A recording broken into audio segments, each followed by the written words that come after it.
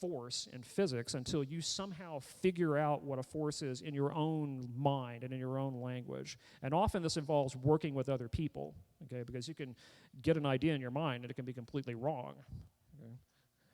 So in a social context, okay? And then thinking about what they are doing is also very important. So there's a word here, a technical term called metacognition. And what that simply means is thinking about your own thinking processes.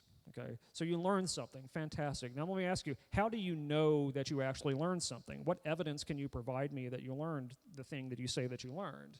That's metacognition.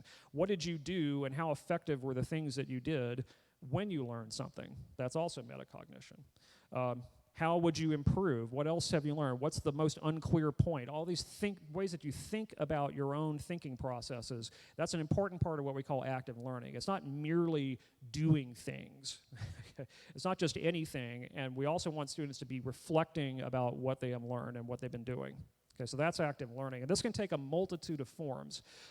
This is an image that is connected to the website as well. It's from the University of Michigan's Center for Research on Learning and Teaching, and it just gives an example of different kinds of active learning techniques that range from the very simple all the way to the very complex. Like, for example, a few moments ago, we stopped and I had you think about your most significant learning experience and then turn to a neighbor and talk about it. That's what's called a think, pair, share. Okay, that's exactly what happened. You thought, you paired off together, and then you shared with your work. Okay, so that's very simple to do, and what I want to emphasize to you is that it doesn't really matter where you are in your journey as an educator or if you're just a student. You can do active learning in ways that are simple, cost nothing, and can be done tomorrow morning. They take no technology whatsoever. You need no special skill. Just simply having students think about a question, pair with each other, and share what you're thinking is an amazingly effective active learning technique. Okay, so if you're thinking about, I'd love to do active learning, but I don't have the time or the money or the technology, start with something like this on the very low end and just begin to build. Okay, you'll see some more examples of this later on, and I made a special section on the website that has links to even more places with more examples worked out, including materials to use as well. So if you're interested in learning more about this, I would just point you to the website. There's a wide variety of things that can be done.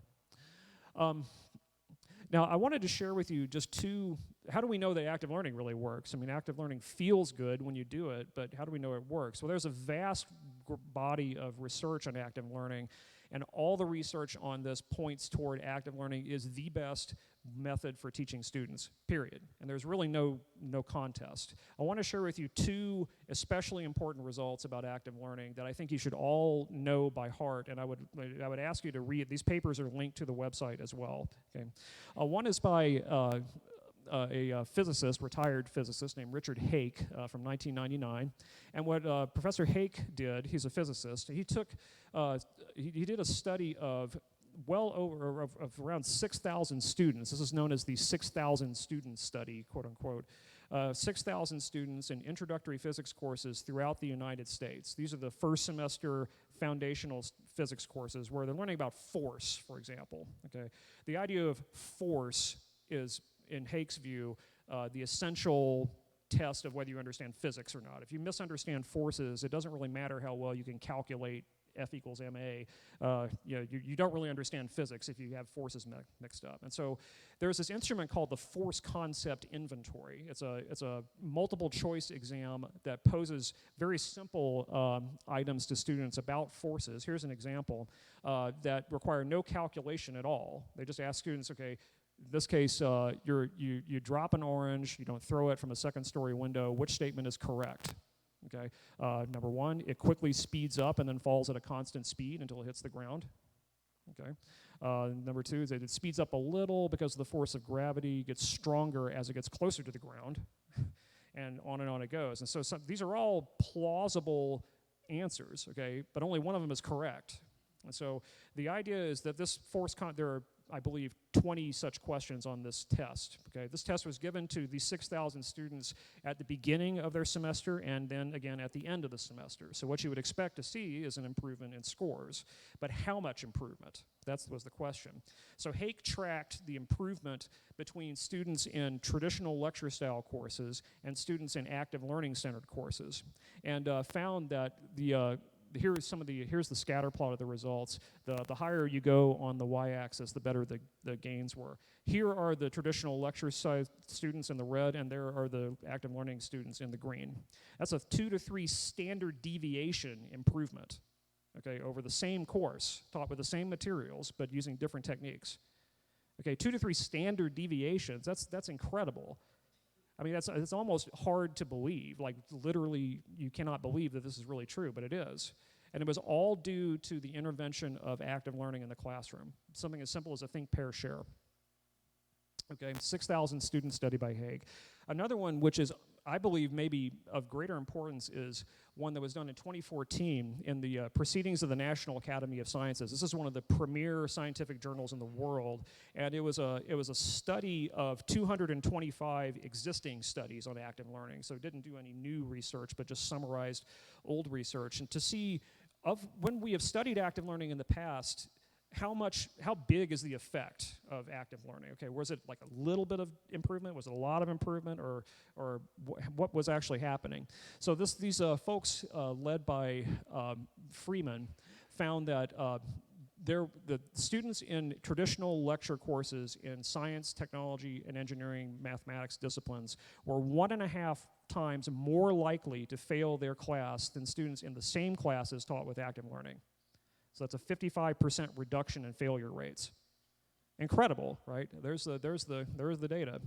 And so you can see. Now, what was maybe more important than that statistic alone, which is already pretty mind-blowing, is if you translate that into real terms, what does that mean? So this would mean that, for example, if you translate, when a student fails a class, they have to pay extra tuition to retake the class, correct? And so if you calculate that in terms of tuition money that was saved by these students, it's $3.5 million US just for the students in the 225 studies. Now, if you scale this to all STEM courses in the United States, that's, you know, an order of magnitude larger, and Brazil would be the same way. And we have this government organization in the United States called the Food and Drug Administration, and it's the arm of the federal government that regulates new drugs going to the market to make sure they're safe, they're effective, and so forth. And when the FDA, the Federal Drug Administration, does a clinical trial of a new drug, there's a certain point at which, when the data from the clinical trial prove beyond the shadow of a doubt that the new drug is effective, they cancel all the rest of the testing and get it straight into the market.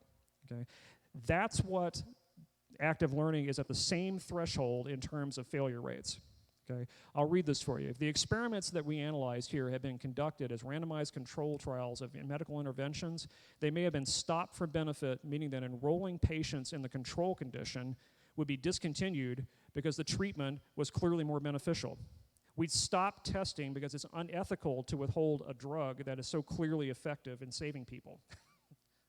That's what active learning is for education, okay? And yet, we still don't quite, you saw the chart earlier, 55% of American universities are still primarily doing pure lecture, okay? Which we know, the science is settled on this, we know is not as effective as active learning, okay? That Freeman paper, I highly encourage you to read that. It's only 8 pages long, and it is, to me, it ends the discussion about whether we ought to be using active learning. That's no longer the question, okay? The question is not whether we need to be using active learning in the class. The question is, how can we get as much of it as possible into our classes? And that's where we're going next, okay? I want to just flash the website up to you again, and there's a section in there called More Resources on Active Learning that has all kinds of specific techniques for implementing active learning in your classes, and it's well worth a read. This will come up again at the end, too. Okay, so now I've talked for enough time here. I want to pause for an activity again and ask you, if you're a professor or if you're a student in a class that is using active learning in some form or another, I'd be interesting to know what are you seeing? What are you using right now? And if you're a professor and you're not using active learning, it doesn't make you a bad person, but maybe there's some reason I hate to lay guilt on everyone, but I mean, sometimes there are real reasons for this. So I'd like you to think about why not? What's preventing you? What's in the way? Okay, so I want you to think about this for 1 minute, and then we'll pair off for one more minute, and then you can share.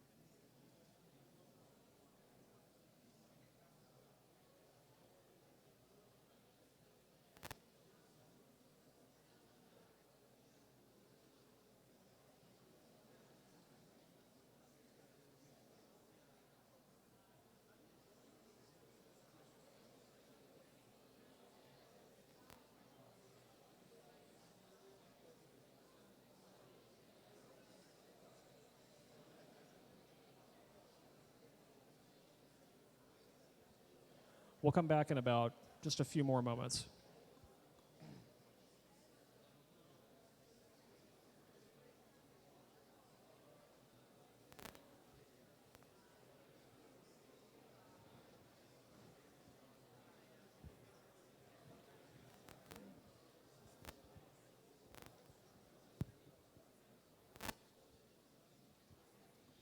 Okay, thank you. I don't know if you noticed this, but the first time I asked you to do an activity and it was think, pair, share, there was like 2 minutes of complete silence, and then you paired off. The second time I did this, what just happened? You skipped over that silence and went straight to the sharing. I think people want to be active. I think that's an important thing to notice. I think students especially, they may not say so, but they really want to be active. They don't necessarily want to be sitting simply receiving the whole time. That's just what I believe. It seems to be bearing itself out. All learners are like that, I think. So let's talk. I don't know what your answers were to this, but I can tell you what I've heard before and what used to be the case for me. What prevents me from using more active learning in my class is time. Right, time is like the shortest, the most rare resource that we all have, whether we're students or faculty. So I'd like to talk now about, okay, so how do we create the time, both the time taken that's needed to prepare active learning classes and the time needed in class to pull them off. Like if I have an activity that I think is going to take 30 minutes and my class is 50 minutes long, that doesn't leave me a lot of time, does it? So how do I do this? So let's talk about that and the space as well. So let's go back to the axes here. And I've put this extra thing up here at the top. I call it the zone of significance. Okay, that's where we said most of our important life-changing learning activities happen. Now, we can't have life-changing activities every single day. I think that would be distressing after a while. But we can aim our instruction toward life-changing experiences and not away from them. I think that's important. So let's kind of remember that most of the important life-changing stuff happens up there. So the traditional lecture-driven model of instruction, worked perfectly well for a very, very long time. And here's how it works. So there's 2 steps to this traditional model. Okay, step 1 is students come to class, and their first contact with new ideas is done through receiving knowledge done in a lecture. That's usually how this works. Okay, I think a lot of us have seen, if you're my age for sure, this is how you did school for a long time, and that is group passive. That is learning the Python commands by sitting and watching someone type out Python commands. Okay, and then the second step of this is class time is over, and then you're supposed to go out from the classroom and start putting things together, start really working with the hard material. Okay, so that happens here. Apply and extend the basic knowledge through homework, projects, and so forth after class is done. So that it's not always individual, okay, but most of the time I think our students' experience with homework is very individual. It's alone, I mean, to be honest. And is it active or is it passive? Well, the fact is we have no idea whether it's active or passive because we're not observing students doing homework. Okay, so are students engaging in active learning? Nobody knows.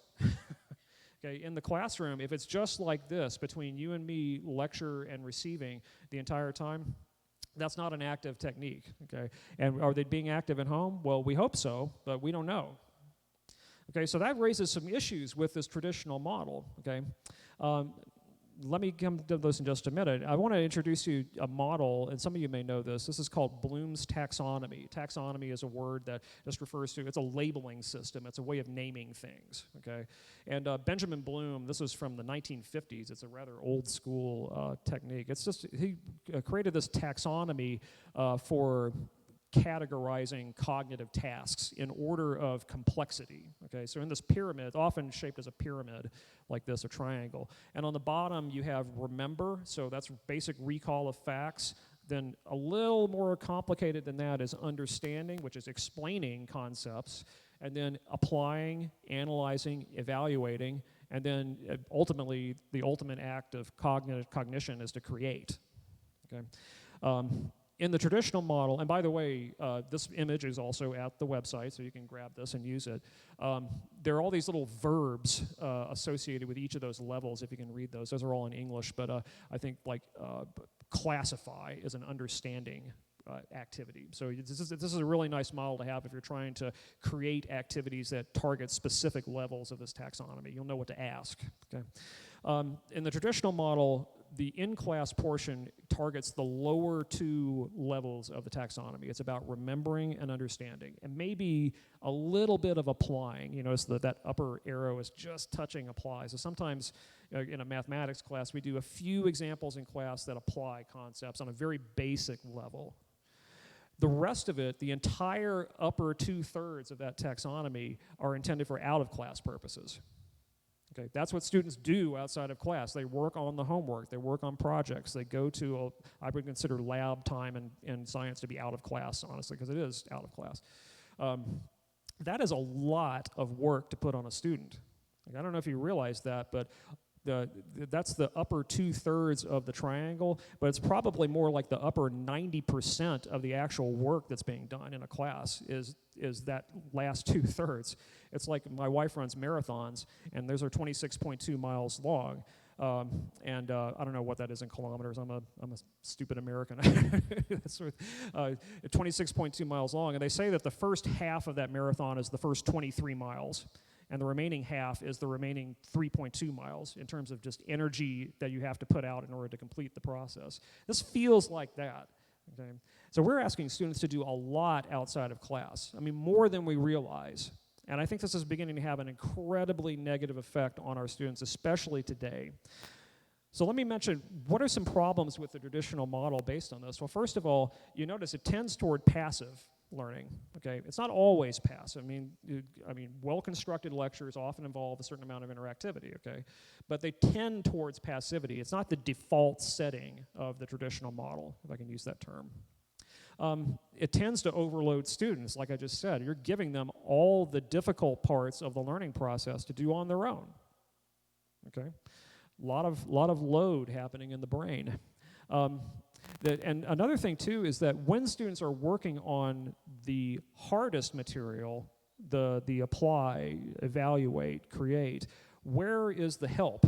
Okay, the help is at home in bed. That's me, okay, or I'm in my office, and you have to find me somehow. Whereas, on the other hand, students are doing the easiest work the lower level stuff, the remember and understand, when you're right there, present.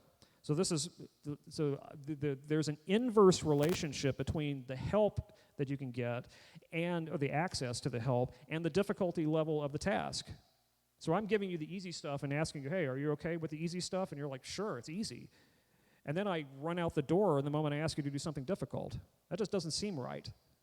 It seems backwards, doesn't it? And again, access to the help is least when the tasks are hardest.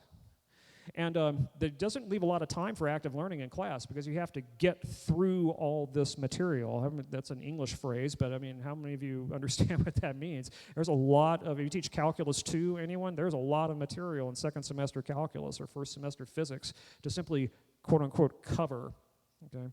So when are we going to do it? I think very importantly too, and this is something I haven't mentioned yet, is that we talked at the very beginning when I began about the need for students to be able to learn things quickly on their own. Where is that being practiced in the traditional model? Pretty much nowhere. Not in an organized way, at least. Now, I have students, I'm the chair of the math department at Grand Valley State, and so I read my professors' performance evaluations, and I'll see comments like, I had to teach myself the entire course. And what they mean, and sometimes they mean, like the professor didn't cover any of the difficult material in class, they only covered the easy material. So I think the students have a point. I think they are teaching themselves most of the course, and they're not doing it in a way that's beneficial to them because they don't know how to teach themselves, okay? Because where did they get the practice? It becomes a never-ending cycle that nothing ever gets learned except the most useless parts of the course. So these are all problems with the traditional model. I don't think we realized that these were problems until just recently when the whole world began to change because of technology. Okay? But now they're problems. They're really important and major complex problems. Okay? And we cannot continue to teach the way that we always have when we know that these problems are in our faces, and more importantly, in our students' faces. So wouldn't it be better if we could somehow shift the coverage of this basic material to sometime before class, like not in class, but before class, okay? And give that to students to learn in some sort of organized, structured, independent activity that would save you time in the class because you don't have to cover it, give students practice on learning things on their own, okay? And then you could use the entire time freed up in class for active learning that goes a little bit beyond, hits that middle third of the taxonomy. That would be amazingly cool to have, wouldn't it? Well, we have it, and it is called flipped learning. Okay? So here we are. So flipped learning is a model of teaching and course design where students get first contact with new ideas through an independent, structured activity, okay, prior to class. Notice that's in red. That's because it's really important. Structured, independent activity. And so you don't have to lecture on that anymore because students have covered it themselves. They've learned it themselves, or at least they got enough fluency to be okay with it on their own. And then that frees up a lot of time for you. You're wondering where the time came from? We're going to recover that time by taking your lecture, your first contact with new activities, and just removing it from the class entirely. Not throwing it away, but just putting it in a different place. Okay? Your lectures are still as important as they've always been. Okay? They just may not be put in the right place at the right time. And we didn't know this until YouTube started. 2008, right? Or 2004, I think it was. And then what role do you play if you're not a lecturer? What am I supposed to do in the class? Well, you're more important than you've ever been if you're an educator because you're the one that guides the students through the most difficult material and asking the right questions. Okay? You are indispensable. Frankly, if you're lecturing and all you're doing is lecturing, you're dispensable. Okay? That can be moved out of the class into a video, and you've been replaced by a robot. Just like a factory floor worker, okay? And it's going to happen. This is just another facet of automation that's hitting us now, okay? So we got to change not only the way we teach, but also the roles that we play in the class. Now, the good news is it's much more satisfying to be an educator in this day and age because we can work one-on-one with students and really get to know people. So that's what flipped learning is, and we call it flipped because we're reversing the time and place where things happen, okay? Instead of doing lecture and first contact with new ideas in class and then homework and extensive activities later, we're doing the homework and extensive activities in class and doing the coverage of new ideas before. Okay, so it's literally a flipping or a reversal or an inversion of the way that we normally do. The traditional model is so backwards that it actually makes more sense to run it backwards, and that's what this is. Okay. So in terms of our axes, there's still a two-step process here. The first step is before class, students get first contact in an individual setting. They can work in groups if they want to, but it's individual and it's active. It's a structured, independent activity that has students doing things in a purposeful way. We're teaching students how to, I'll show you what one looks like in a few moments, but we're teaching students how to learn on their own, okay? We're helping them become adults, okay? Real adults. And then the second step is to, in class, we're applying those basics and looking at more advanced concepts in a group setting, still active. Now you notice that the two steps in the flip learning process are right in that zone of significance, right? We are targeting the parts of the learning process that we know house our most significant learning experiences. Because we don't necessarily expect life-changing experiences to happen every day, but we're certainly not going to aim the other direction. Okay? We're going to aim for them and hope that it happens and work to make it happen. Okay? And in terms of Bloom's taxonomy, the way it breaks down is before class, we're having students focus on the lower third, those two understanding and remembering types of tasks. And now again, I'll show you an example, a real example in a minute. And then in class, we're focusing just on the middle third, just on that's really a crucial moment in learning is when you get to the analyze and apply stages of learning something. And then after class is over with, there are certain tasks that students should be doing, like creating, modeling, building an experiment that may take more time than a class really has for you. And so this is something that happens after class, but it's after the step 2, okay? And so we give students that and help them in certain ways. Okay, so it's a nice way to think about designing a class setting. And tomorrow in the workshop, this is what we're going to do. We're going to pick a class that you teach, and we're going to re-envision it, okay, in this sort of model here. We're going to work through all the steps and come up with a real lesson at the end of the 7 hours. Yeah, that's right. It doesn't take that long in real life. It's just that's for the workshop. Okay, so that's what flip learning looks like. I'm going to skip. Well, actually, I'd like you to think about this section here. If you're, I understand that not all of you are teachers at this point, but if you are, or maybe if you're a student, you can phrase it differently. If you're an instructor, what's one lesson in a class you're teaching right now that would really benefit from this structure? Okay. If you're a student, what's one class that you're taking right now that would really benefit from this structure? And then I want you to think about how you might do it. Okay. Let's do a think, pair, share for 2 minutes.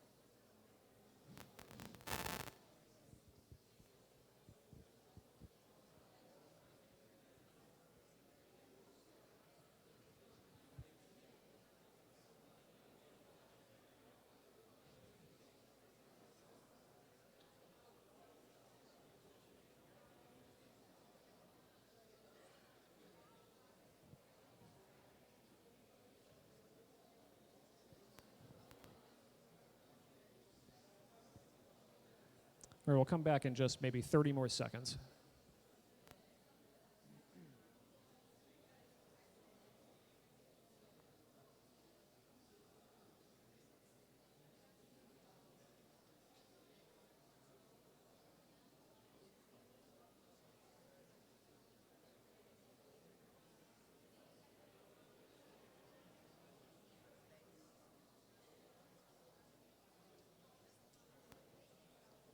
Okay, thank you. my first experience with flipped learning, what got me to use it in the first place is I was teaching at a small, when I say small college, I mean we had 1,000 students total and 60 faculty members across the whole college, and so we had a very small student population, and I was tasked with creating an introduction to programming courses for mathematics majors, different from our computer science majors. And when I say mathematics majors, that includes people who were training to be elementary school teachers, for example. So it was a real challenge, and I went to my dean and said, I'd like to have this class run 3 hours a week, okay, for 3 credits, and he said, you can be 1 hour a week. That's all we can afford. So I was tasked with teaching MATLAB, the program MATLAB, to elementary school teachers in a 1 hour a week setting. And immediately it occurred to me that there's no way I can lecture on this and expect my students to learn what they need to learn. So I started doing a little investigating, and I stumbled across this idea of flipped learning, and it's been loved ever since. But it wasn't great at the beginning. I'll maybe mention that. So for me, I was thinking, I came across this idea of flipped learning, and it just immediately struck me as like, that would be perfect for this programming class. Maybe you're in the same kind of place. I don't know. So I'd like to talk about the process of designing a flipped class. I'm going to try not to get too much interference with the mic here. About what this really looks like in a real life setting. And I'm going to use as my example, if I can get this to move. Uh-oh. There we go. I'm going to pick something that I know, which is the topic of related rates problems in calculus. I apologize for all non-mathematicians out there, but not really, because I really love math and I really love calculus, and so we're going to talk about it. So related rates problems are these problems where you are given, calculus is all about rates of change, rates at which things change, and so it's a problem where you're trying to discover a rate of change in one variable when you're given rates of change in related variables, so hence the name related rates problem. So here's an example of such. I'm not going to read that whole thing to you, but it usually involves some sort of somewhat real-life situation, although the realness of this is sort of questionable at times.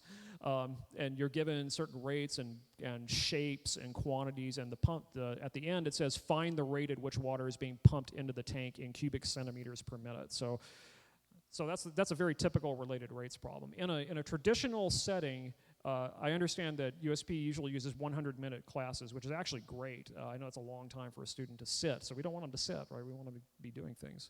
What would happen is in a lecture setting, is that the instructor would lecture at the chalkboard. I saw only chalkboards today. Lecture and giving sequences of examples that start from very easy, moving up through hard.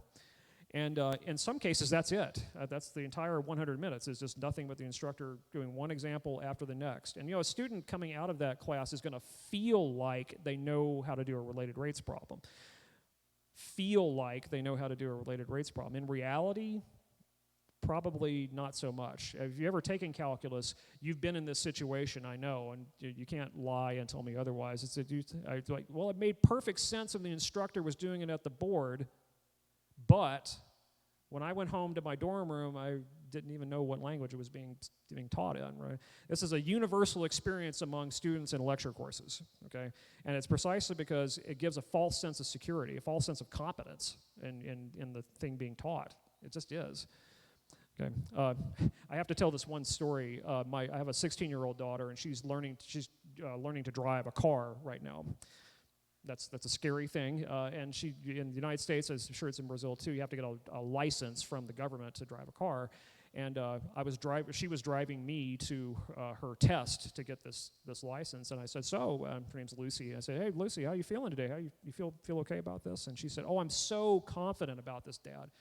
I was like, wow, that's great. What's the source of your confidence? And she said, I've been watching YouTube videos about driving nonstop for the last 3 days, and I'm totally sure that I can drive a car. I had the same reaction you are having right now. I just thought in my mind, this sounds so familiar. I do this for a living. And I told myself at the time, so we're going to have this conversation on the way back about how feeling like you know how to drive a car and actually being able to drive a car are two wildly different things. And sure enough, she's taking her 5th test today, like right this moment. She's in the car for the 5th time. So I think she's learned a few lessons about YouTube videos. So in many cases in a lecture course, this is all that happens. It's just YouTube, basically live YouTube videos. That's the way I think about lecturing now. It's like YouTube is not recorded lecture. Lecture is live YouTube. But sometimes professors are better about this, and they'll pause to ask for questions, maybe do a think, pair, share a couple of times, maybe give parts of an example for students to work on, or maybe give them the entire thing and say, hey, work this out in groups and go to the board and show us your work.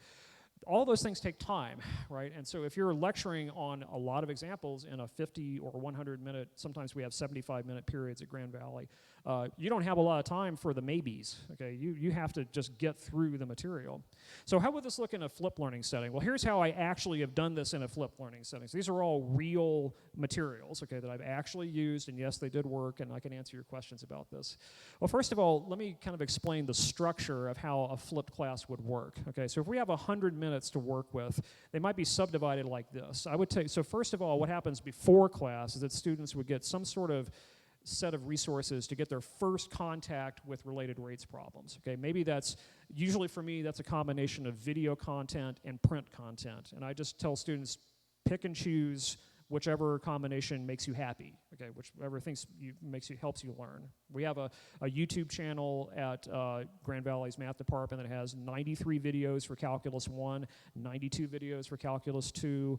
We're working on Calculus 3 and pre-calculus right now. So we've invested a lot of time and energy in creating what we believe to be quality video content. Also, Introduction to Proof has a YouTube channel. So we have a lot we can tap into. So I'll show you what the before class looks like in a second, but the in-class portion, the first 10 minutes of a 100-minute period would be spent on review, okay? What questions did you have over your pre-class? Or maybe I give them a short quiz over this. It's not graded, but just gives me information about what they really know the day after, okay? They study the stuff the night before. And then jump to the last 10 to 15 minutes. The last 10 to 15 minutes would also be spent on questions. Okay, questions that you would give to me as a student to the professor. Maybe ask them some metacognition questions, okay? The entire middle 75 to 80% of that class is nothing but active learning. Now, if you're a person that's tried active learning in your class and you keep running out of time, this sounds like amazing, like delicious, how much time that is. Like, wow, I finally have adequate time and space to explore the concept of related rates with my students. And I don't have to leave it up to them to hopefully figure it out. Or maybe the top 1% will figure it out, and that's good enough for me. It's not good enough. Okay, we can do more. So let me introduce you to what the pre-class activity looks like. So this, again, you can go to the slides at the website, click this link, and it will take you, hopefully, if this works, it will open a different tab maybe. Yeah, here we go. This is going to be, oh, that's actually nice and big. That's good. So this is what I call a guided inquiry lesson on related rates. And let me just walk you through the structure. This is the actual assignment that my students really got the last time I taught calculus. So there's a little overview of what they're going to be learning to help them orient themselves. Oop, there we go. You used to a new keyboard here. There we go. I have these two sets of learning objectives. I don't think I can get, well, I can kind of get all of them on one page here. Here, this will help if I do this. There.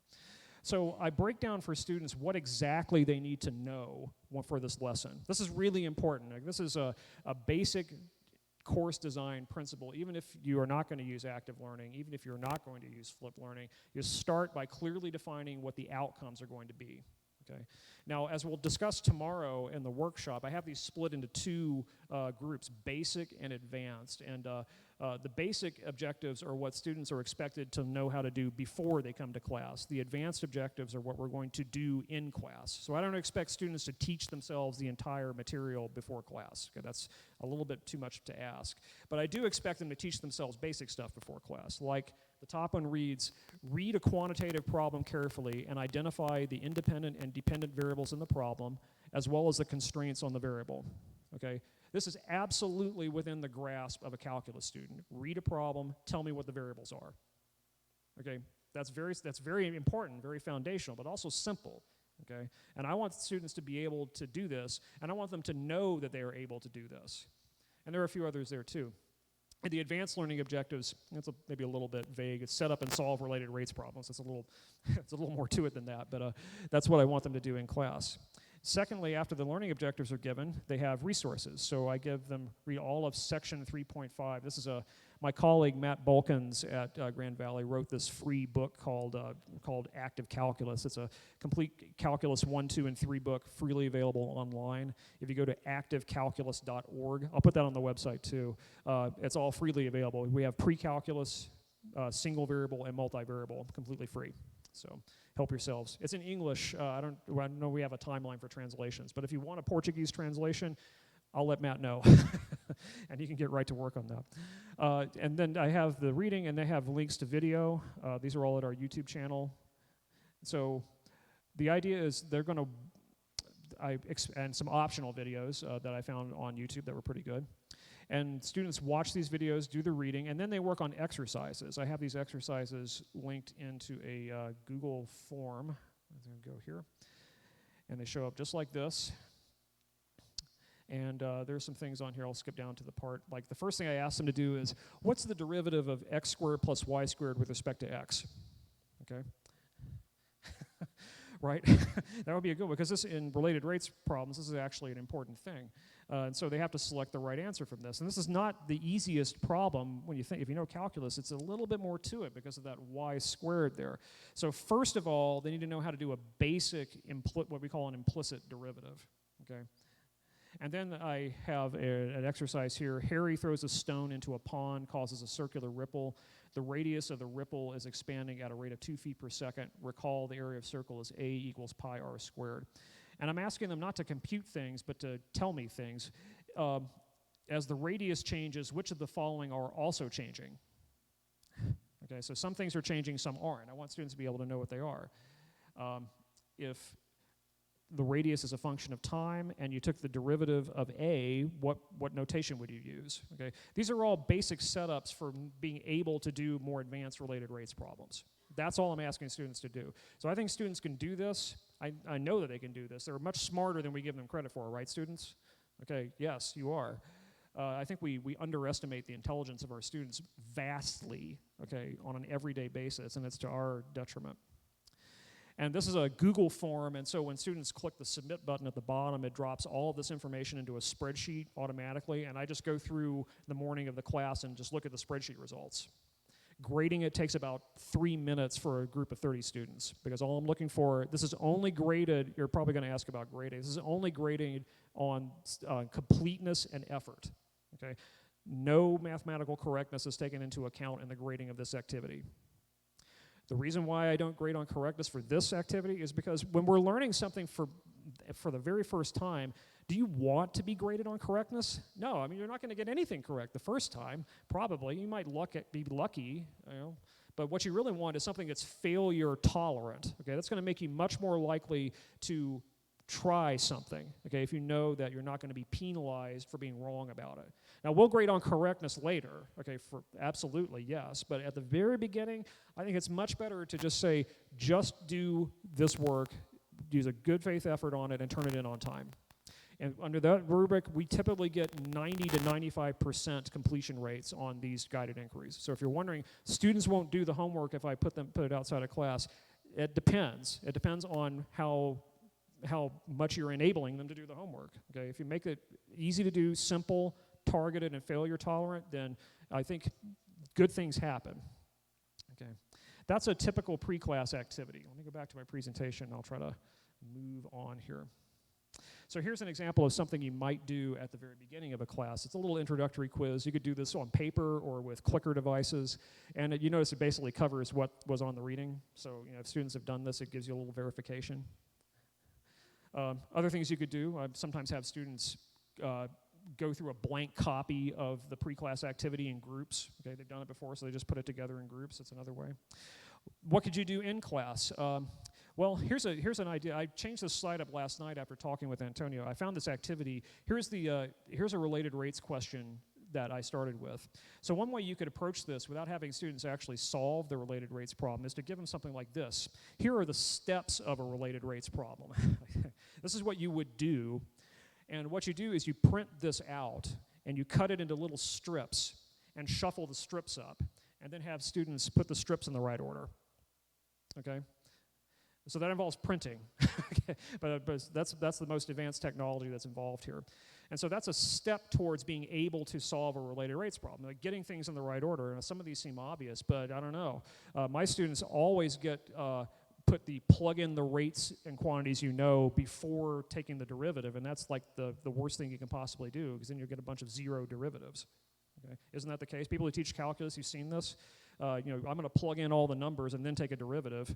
I mean, it's got to be the other way around, or you're going to end up with wrong derivatives, okay? So this is a really important concept, okay? If students can get that straight, then they're much more likely to succeed when you give the whole thing to them and ask them to work it out. Okay? Or maybe you give them only build the model, okay? Like, we're not going to solve the related rates problem yet. I just want you to spend 10 minutes working in groups to build a model that connects all the variables together, okay? That could be something too.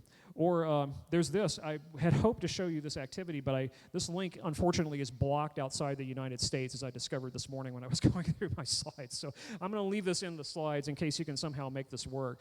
But at that link is an interactive activity. Another very common related rates question is you have this person on a skateboard, and there's a street lamp, and it's shining down on them, and it creates a shadow. And as the guy moves away from the street light, the shadow changes. But at what rate is it shrinking or growing when he's 10 feet from the shadow?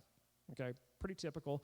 And that link there, if you can get it to work, I apologize for this, actually lets you slide the person back and forth. You can see the shadow change interactively. So giving students an interactive activity is nice too for helping build the models.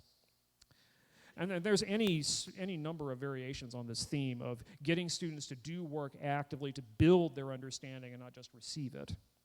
And then what could you do at the end of the class? Well, here's a common activity that you can use in any class whatsoever. It's called the 3-2-1 activity. Give me 3 things you learned today, 2 things you found interesting and you'd like to learn more about, and 1 question that still remains. I could have you do that today, I just realized, on the way out. Okay, so that's a nice little, takes maybe 5 minutes, okay, to do. You could do it in a Google form if you didn't want to use paper. And it helps students to, when you ask a student or anybody, ask yourself, when you're leaving today, you might want to ask yourself, what did I learn today? Okay, that will help you bring these ideas together, and they won't just evaporate from your brain. So that's a nice metacognitive activity to wrap class up with. And there are endless possibilities of things you could do. Even just simply asking students, what was the least clear point from today's work? What questions still remain? Okay. Or I had a biology professor in college who gave the same question at the end of every class, very interactive class. And it was biology, and he would always ask, how would today's concept be used to solve the problem of world hunger?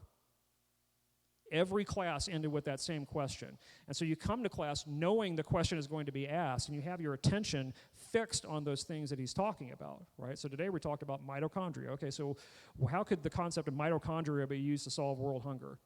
And it's an interesting approach, right?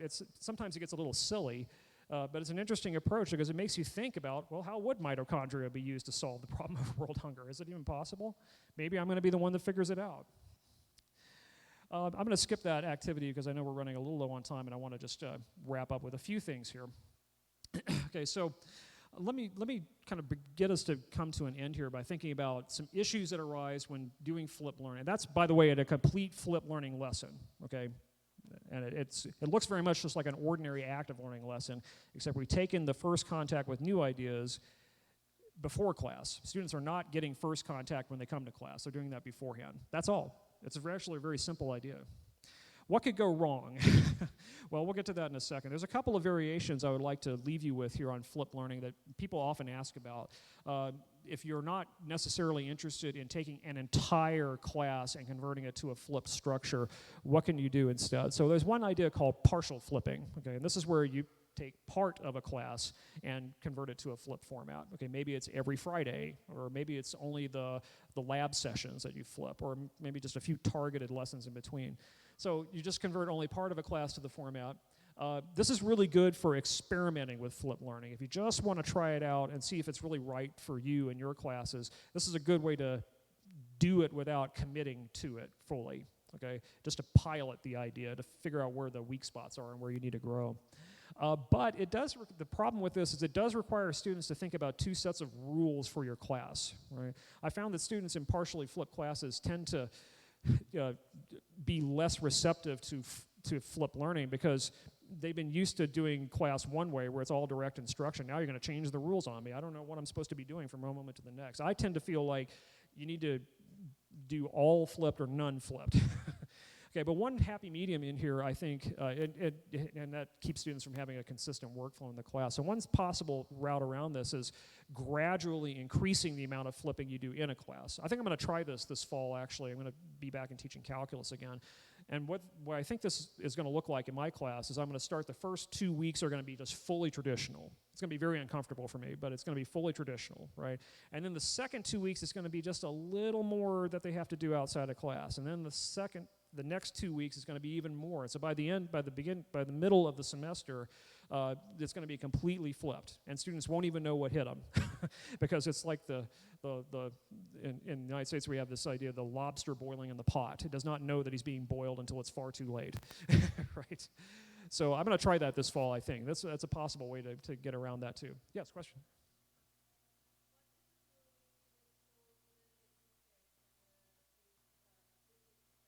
Great question. The question is, what do you do if students don't prepare for class? I have a slide for that in just a couple of minutes. So that's the number one issue, and it's very important, very important. So it deserves a real answer, and I'll get into that in just a moment. Another variation you can try here is, this is a little unusual, but it's something that's done in secondary schools in the United States called in-class flipping, which seems like, what's that all about? So in an in-class flip, there is no pre-class work at all for students. Instead, when students come to class, the first portion of the class is doing that guided inquiry activity that I showed you. So students will go find a spot in the room and work on it. It's a pre-class activity, but they're working on it while they're in the room. And then after a certain period of time, the teacher says, okay, we're done with that, now let's come together, and now we're going to do the in-class portion of the flipping. Right, so it all happens within the class period, okay? It's a little weird, but it's helpful for in the United States at least, because many students in the United States have very limited access to technology, and so there's a certain amount of technological access that's assumed in this model. This eliminates that because it all happens in a controlled environment. But it is a little strange, right? And it does use up a lot of class time. On the other hand, you folks have 100-minute class periods. So you have a lot of class time to work with. So I bring this up I don't think this would work for me because we only have 50-minute classes or 75 minutes at most. But for a 100-minute class, it's a possibility. Okay, so I would maybe suggest, if you're interested in that kind of approach, you could try it and maybe split some of the pre-class work and have students do a very small amount before class that doesn't require a ton of technology, and then devote the entire class period to doing this. I've never heard this done in a higher education setting, so if you try it, I'd like to talk to you. You'd be the first in line. Okay, so let's talk about what could go wrong. Your question here kind of hits at a larger issue. It seems risky, right? I mean, it seems like there's a lot of things that could happen that aren't quite ideal for us. First of all, students may not do the pre-class work. Okay, that could go wrong. What else? But there's more. It gets worse than that, actually. And I've seen it. Okay, so students could do the pre-class work, but don't learn enough in the pre-class work to really be productive when they're with you. Okay, in some ways, it's almost worse than not doing it at all. Or students do the pre-class work and they learn enough fluency outside of class, but they have trouble transferring it to tougher tasks. Okay, that could go wrong too. This sounds great, right? All this stuff that could go wrong. I'm not selling this very well, I understand. Or the problem could be with you or me, right? I mean, maybe I maybe put too much into the pre-class or don't put enough into the pre-class work. Okay, the students show up and they didn't do the pre-class work because there was too much to do, or they show up and they didn't do enough because there wasn't enough to learn, or I didn't put enough into the in-class portion. Okay, it takes a certain degree of skill to design one of these courses, and that's hopefully what we'll start to pick up in the workshop tomorrow. Okay, it takes a lot of trial and error, and I wrote this book on flipped learning a few years ago. It was just translated into Portuguese last year. Unbeknownst to me, it was amazing, and I'll definitely give you the link to buy it in just a minute. And that book contains is nothing but a catalog of my own failures over the first 2 years of using this process. Okay, so trust me, I'm trying to help you not make the same mistakes. You could also do the activities wrong. Maybe the activities don't focus on the right parts of Bloom's taxonomy. This is something that happens quite often. A professor will design the activity pre-class to hit the lower levels of Bloom's taxonomy, and then design the in-class to also target the lower levels of Bloom's taxonomy. And that's not doing it right, because you're supposed to be focusing on harder material, and it ends up being worthless. Or it could be some linear combination of all of these, okay? I think often it is a linear combination. Well, I want to go back to your question about, okay, what do we do with this? First of all, anything that's starred with a yellow, I just want you to realize this is not a flipped learning issue. This is a class design teaching issue. And this is going to happen wherever you teach, in whatever mode you teach in. Okay? You could mess up or do the activities wrong. You could do any of these things wrong. Okay? So those things could definitely go wrong in a flipped learning environment, but they're going to go wrong in a lecture environment too. Okay? It could happen, except there's no activities in a lecture environment. So there's that. Okay, so the solution to those kinds of issues is just careful design and practice, and also communication. Okay, communication is very important.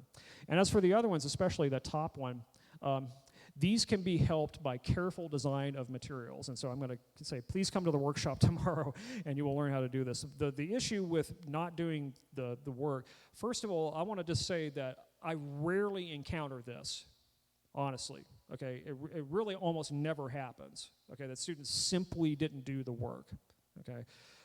It may happen one student out of 30 per class session, okay, so I consider that to be fairly rare. And I think the reason that it's rare is because the pre-class work that I designed, as you saw in the handout that I put up on the screen, it's simple, okay, it explains why they're doing it. It's not just mindless homework. It's failure tolerant, it's only graded on completeness and effort, and it has a clear tie-in to the class session. If students learn very quickly, if they don't do the pre-class work, they're going to be weeks behind, because I'm not reteaching the basics in class. I'm going to start where the pre-class work ends off every time. Those are the rules. And so my students learn that pretty quickly, and those who don't, I try to help them, but I mean, they have to change their ways. That's just the bottom line. So the idea, sometimes students will show up for class and they've done the pre-class work, but they didn't quite learn enough. That's something you can work with, okay, because you're working individually with students and in groups, and you can talk to a student and say, okay, I can see that you're struggling with this. Let me give you a quick practice activity that will help you get up to speed, help you get back with the rest of the class. And so because I can touch every student in every class every day, I know what I can do with every student in every class every day. So it's much easier to correct those kinds of mistakes. So your question is probably shared by everybody in this room, and I just want to say it's not as bad as you might think it is. It all comes down to that careful design of the structured independent activity prior to class. Yes?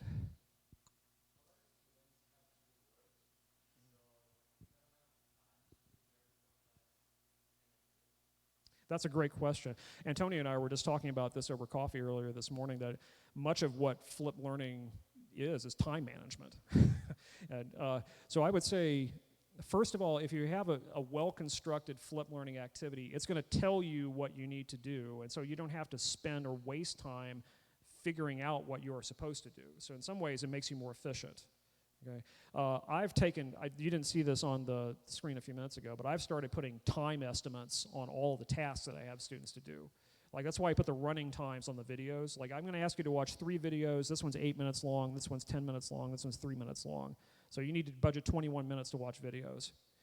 Now, the thing is, in a flip setting, you can spend that 21 minutes wherever you wish. If you need to take the bus in from your apartment in the morning and it takes 30 minutes to get here, like I think it does, well, you can watch the videos while you're on the bus. So it allows you to use time in a more efficient way. And that's really important, because I know students are incredibly hard workers, and they have many, many demands outside of the university, and we need to honor that, okay? Me giving a lecture, a pure lecture, with no support once the lecture stops is not honoring your situation. It's saying, like, I'm just going to let you figure it out, and if you're a good student, you'll figure it out. It doesn't take into account the fact that you might be working 3 jobs or maybe taking care of a child or taking care of a parent or anything like that. And so school requires work. I mean, it certainly does. And we expect 2 hours spent outside of class for every 1 hour spent inside of class. I know that's a huge thing to ask. The best we can do is help you structure that in a certain kind of way that makes it efficient and very easy to do. Give you work that's on the simple level, not on the hard level, so it's simple work to do, and give you some permission to make mistakes with it, okay? And then say, you should try to do this in an hour. If you can't get it done in an hour, try to get as much as possible done in an hour, and we'll work with that, okay? So there's no getting around the time requirement, but what we can do is make that time requirement meaningful for you. So I really appreciate that question. I appreciate all students in the audience today as well, because we don't hear your voice enough. And that gets me to one of the last slides I have here. The biggest issue to solve, and this solves the problem you brought up and maybe the problem that you just brought up, is communication. Every mistake that I have ever made using flipped learning, or really teaching at all, has been a mistake in communication. I didn't listen. I didn't talk to my students. I didn't see what they were doing. Okay? All of the issues that I had in the first 2 years of just failure after failure trying to get this to work, and yet I never gave it up because I just knew it was about communicating with my students. It has to start from the heart, okay, if you're a professor. Okay, it starts from the heart of caring about your students as human beings and making their education your number one priority, at least for the next 100 minutes, okay? And if not more, right? And so you try to talk with your students. I try to communicate why we're doing things. On the very first day of class, we have an activity where I explain what we're going to be doing, how the class is set up, and why we're doing it this way. Okay, and that's very, very meaningful for students. I have students think about their most significant learning experiences, okay, from their lives. What do you know? What are you good at doing, and how did you get that way? My students will say, well, I'm really good at snowboarding. And I'll say, wow, you must have had a great lecture course in snowboarding if you're so good at it. Well, no. Or I'm really good at, eating with a fork. Or when I had little kids, my kids were really little, like getting them to simply feed themselves was like a major accomplishment. Well, how did you learn? There's some modeling involved. They watched mom and dad do it. But they had to, try it themselves at some point. It was a lot of work, a lot of failure, but eventually they figured it out. Okay, because they're smart. Human beings are built to learn. Communication is the most important thing in any educational setting, and it really comes to the forefront when you're flipping. And I like that about flipping, is that it forces me to be communicative with my students. Okay, so I just want to end here with some parting thoughts here and some next steps for you. First of all, some things to do next. Okay, first of all, try whatever classes you're teaching. If you're an instructor, try just a little bit of active learning in your next class meeting. Maybe it's tomorrow, maybe it's this afternoon, I don't know. Try a think, pair, share, and to see how it goes. Ask students how it went, okay? Just try something you can build on, okay? Secondly, thinking ahead to next semester, to fall semester, or I don't know, are you on semesters here? Is that how it works? Okay, all right, I'm assuming way too much here. Try a partial flip. If you want to try this out but aren't quite sure about it, plan a few classes like flipped Fridays or something like that, where it's every so often, there's a rhythm involved and students will get used to this. And very importantly, speaking of communication, maybe the most important thing you can do right now is just take a look around you and see your colleagues and students that are in this room and connect with them. Trade a business card with them, shake their hand, give them a hug and say, hey, I really am glad you're here and I want to try this flipping thing, and if you want to try it, let's talk.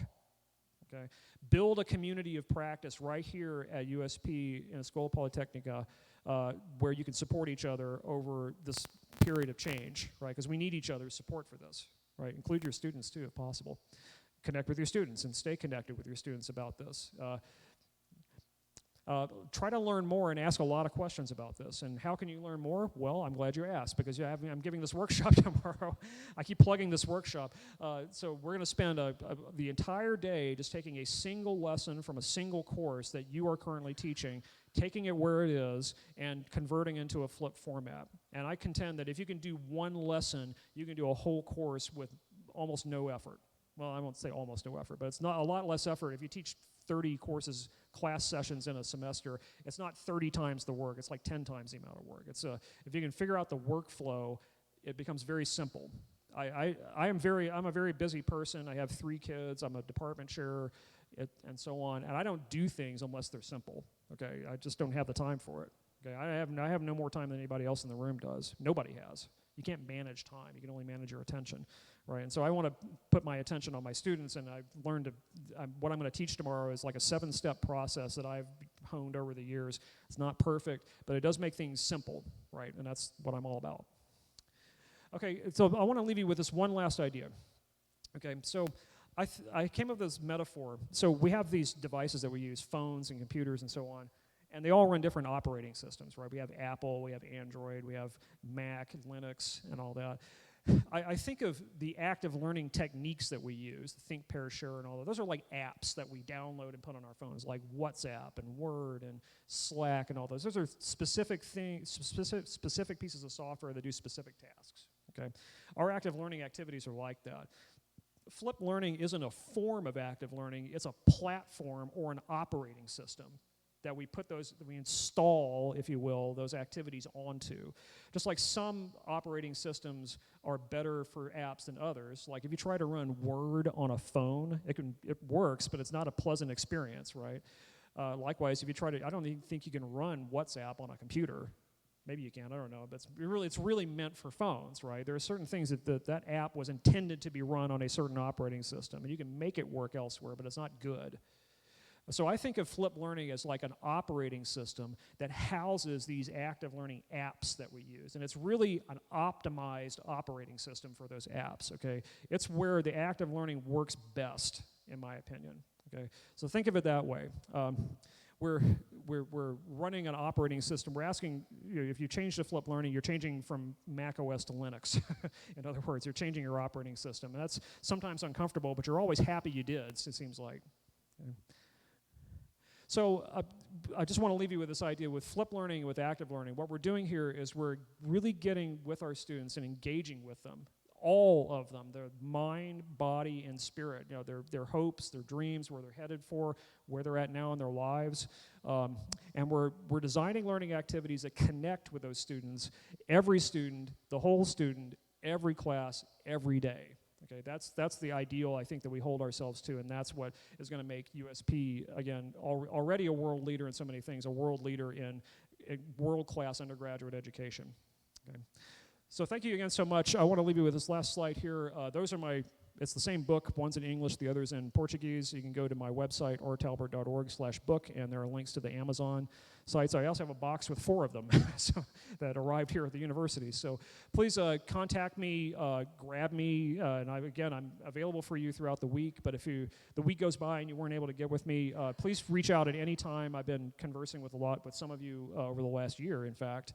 My email is there, my Twitter, my personal website, and then the website for this talk are down there. Again, thank you so much for your warmth and for your attention. I know you have a busy schedule. I'm really glad we took an hour and a half plus out of today to think about these things. And I wish you the best, and thank you again.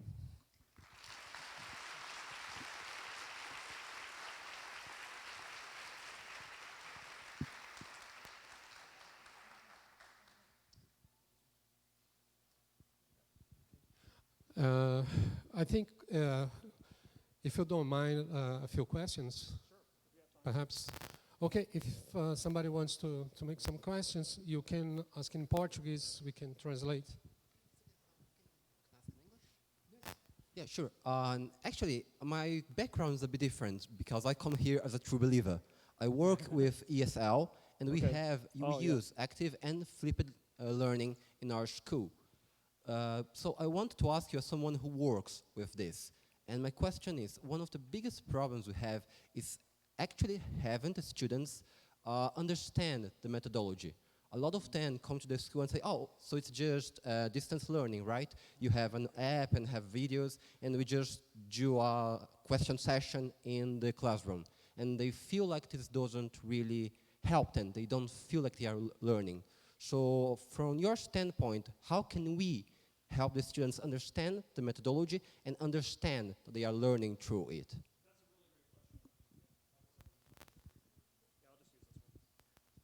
Yeah, I really appreciate that question. I've heard that issue myself, that if I didn't want to sign up for an online course, why are we doing this? So here's an activity that I give, and actually this is from one of my colleagues at Grand Valley, and she's a chemist, and she starts her class, first day of class, with this activity. And she tells students, I've designed 2 syllabi for the class, and she actually has 2 different syllabi for the class. One of these constructs the class so that it's the way you're used to. We're going to come to class, I'll lecture to you on the basics, and then I'll send you off to do harder material and homework. The other way, we're going to set up, I have a way to set this up so that you're going to work on the simple stuff through video content before class, and then we'll spend the class time working on harder material. And I'll put this to a vote. We're going to have a hands vote on this, and whatever you vote for, we'll do. And she's prepared to do this. And every time she does this, 95 to 100% of the students vote for what we would call flipped format. What they understand is the class time is still extraordinarily important, okay? We're not expecting students to teach themselves the entirety of the class, and then there's human contact is at the center of what flipped learning is really all about. Although I think you can flip an online class as well, it still involves human contact. So I would say, explain to your students that what we're doing is we're trying to align the difficulty of the material with your access to human help. Okay? So when you're hitting the hardest material, what you want is an expert there literally within arm's reach to ask a question to, and that's what we're doing. And students tend to resonate with that. So we're not banishing the professor from the class. We're changing the role of the professor to helper. And so that help, you are right there 100% available when the material gets to be the roughest that it's going to be. My students tend to understand what this is all about. That we're not just trying to play games, and I'm not trying to get out of my responsibilities, but it's not about my teaching, it's about your learning. Okay, what's important to me is that you learn things, and we learn things by doing them, and so we're going to be doing a lot of things, and when you do things, you're going to have difficulty, and what you need is a coach, and that's me, that's you. That's not going to solve every problem, okay? There are certain students, there's actually a great study done on this that about interviewed students who were in a flipped environment and asked them whether they benefited from flipped learning, whether their grades were going to be higher as a result of flipped learning, and they all said, yes, we were really benefiting from flipped learning. Our grades are definitely going to be better as a result of flipped learning. And they were able to articulate exactly why they benefited from flipped learning. But then they were asked, which method do you prefer? And they say traditional. So I think many students have a negative reaction to flipped learning as a way to cope with change. And so I think in that sense, what's important for us as instructors is to make the classroom a safe space, right? To let students know this is a place for you to make mistakes, and you're totally safe to make a mistake in this place. Okay, and I'm going to be there guiding you. I have your back on this the entire way. That's a colloquialism, but you're not going to fail the class just because of the flip format. Okay, I will see to it that doesn't happen. Okay? And just convincing students that you're there to support them, literally there in the room to support them, I think goes a long way. So.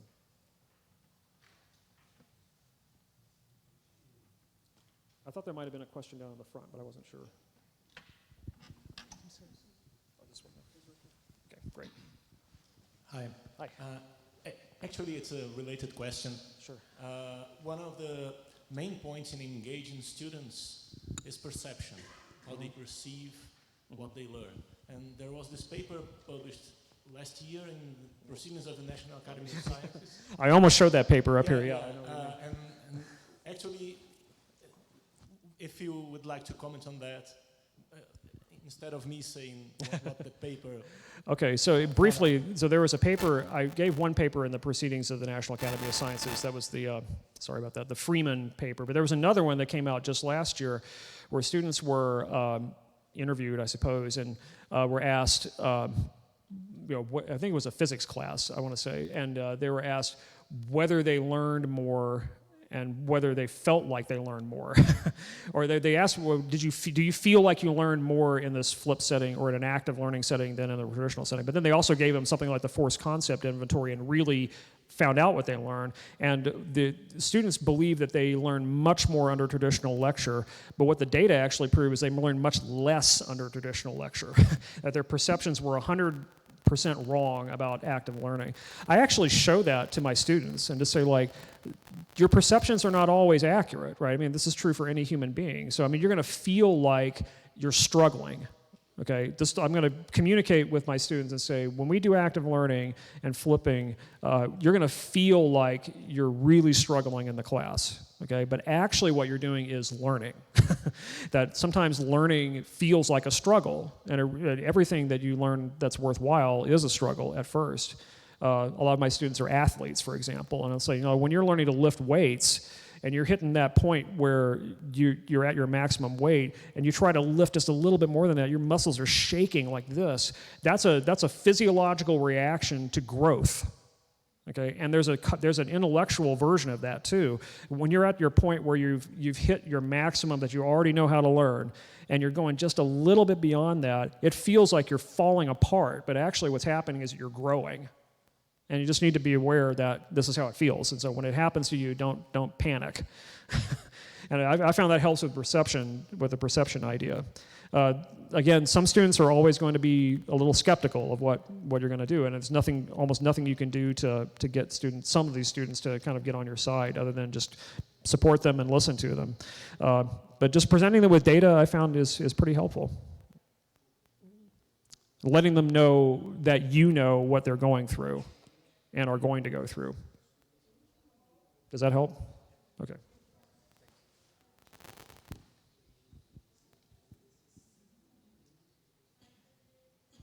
Any other questions?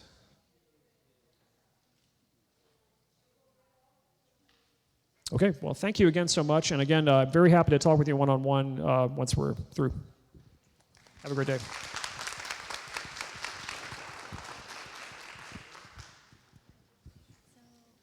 Thank you so much. We would like to thank you for being here for the presentation. Thank you so much. That's very nice of you. For the presentation. Wow, that's fantastic.